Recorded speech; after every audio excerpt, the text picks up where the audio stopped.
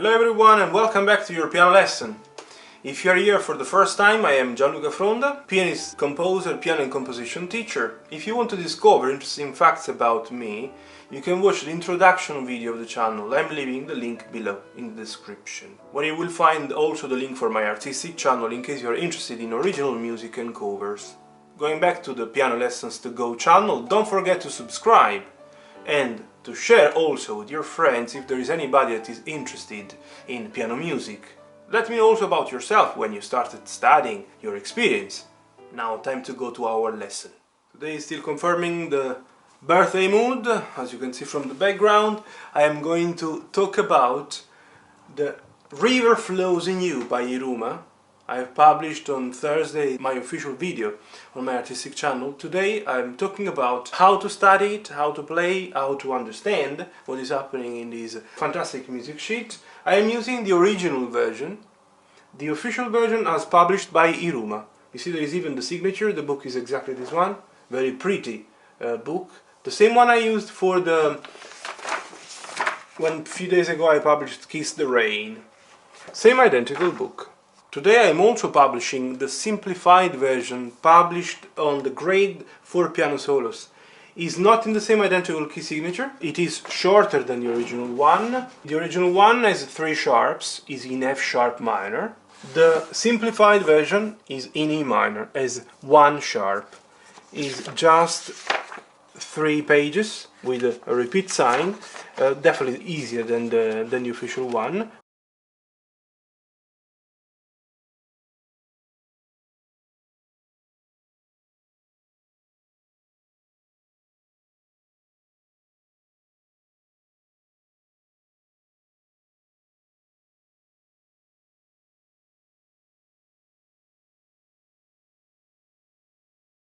Now we have to talk about this.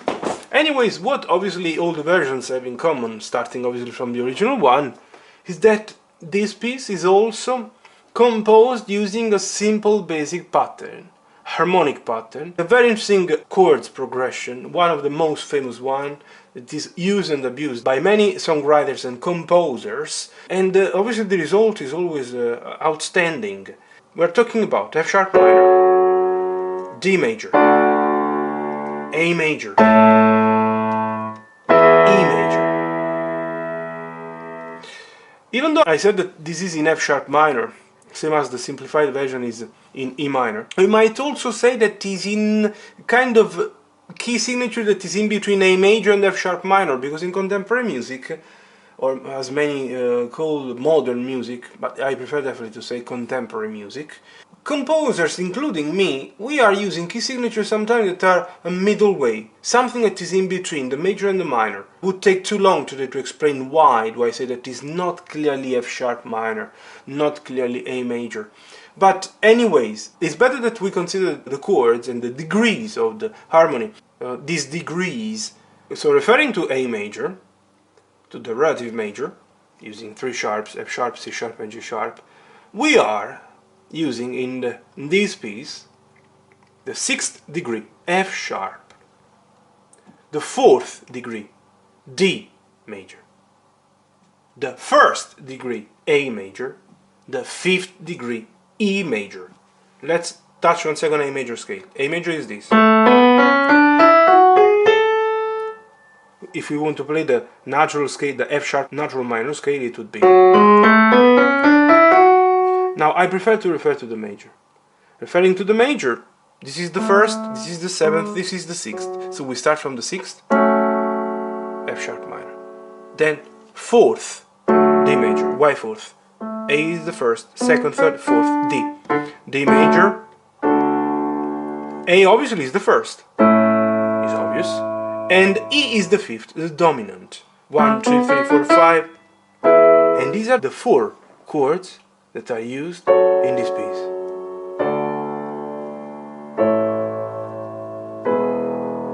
In the near future I'm going to publish plenty of tutorials talking about harmonies and how to use them and how to develop your skills, your improvisation skills, or skills as a composer, composition skills, learning how to use and develop the chords.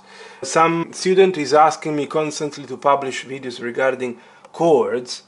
And really, if you would listen carefully to my tutorials, you would see that in every single tutorial I am anyways somehow talking about harmonies, talking about chords and how to use anyways them. It's something that step by step you build up.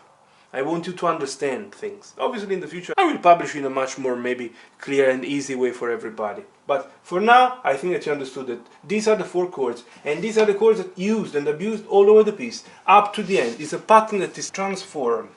It's developing these chords, generating different melodic ideas. Also the main theme is constantly changed with variation, rhythmic and melodic variations, up to the end. You notice some strange letters, some circle. So I have written for me the structure of this piece. Just to understand, when I studied the first time, how Yiruma was thinking, what he was thinking, and which one was the music format he had in mind. And I confirmed that there are patterns that are constantly repeated with some small variation.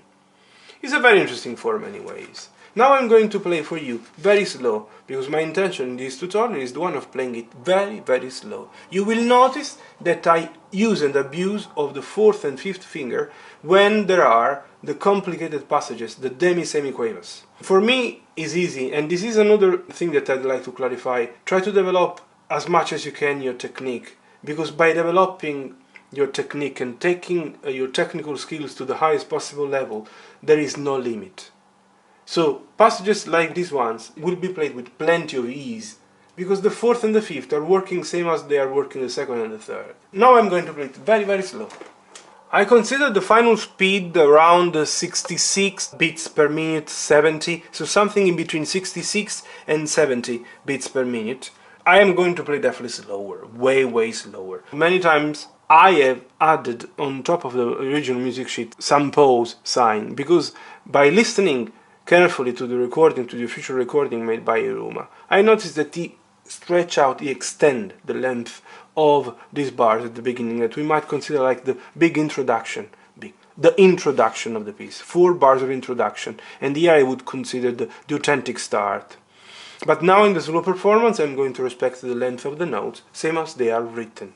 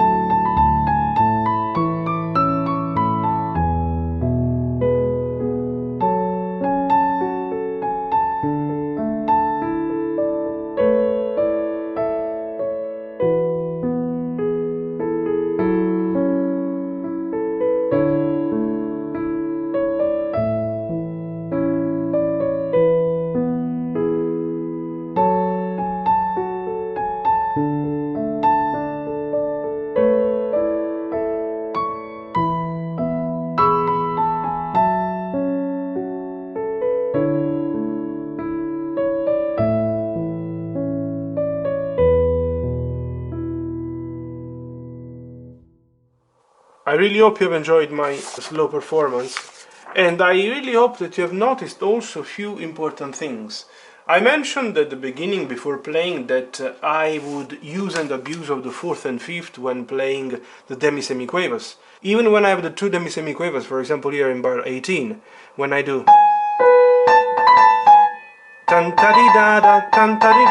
it's really a matter of letting the fourth and fifth become very strong. With hours and hours of piano technique, hours and hours of practice, I have developed my fingers, thanks God, same as many very good pianists, and I can do now these things. I wish you to do the same, but it's possible just if you study very well classical music, if you get a very good classical training, and it will be definitely possible. You might maybe use a 3 and 4 maximum, because 2 and 3 wouldn't help you, otherwise you have to go to the G sharp with the thumb, so you might do maybe, and anyways 3-4 is complicated, so try to do your best using 4 and 5, and because 3 and 4 as well, they are not that easy, so it's tricky. You have to definitely work very hard developing 3, 4 and 5 to make them so strong that they have to be strong same as the second, yeah? Then you might have noticed also something else that is quite interesting, that lately I'm mentioning pretty much in my tutorials, something done and overdone many times. You see, for example, in bar 32, you might have noticed that I play the G sharp with the fourth first and then with the fifth. What do I mean? Look what I do. I exchange. I play the G sharp first of all with the fourth, then I exchange, and then I go down. I do everything here, and this way is easier for you. I do. You see? You play it first, and then you exchange. And this is something that happened a few times. Something that you have to learn to do. It's very interesting.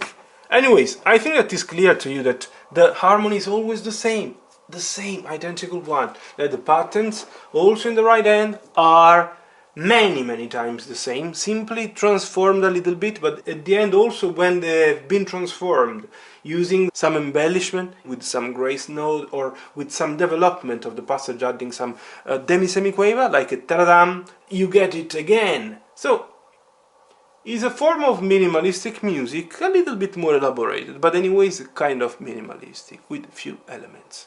There are billions of things that I might mention regarding this piece, because first of all I really like, but I don't think that is the case. If you want some extra explanation, if there is something that you find important for you, interesting, and you want me to develop another tutorial in the future, feel free to comment and I will think about it. So let me know how things are going. If it's the first time you're landing on my channel thanks to this video, don't forget to subscribe, and see you in the next one. All the best.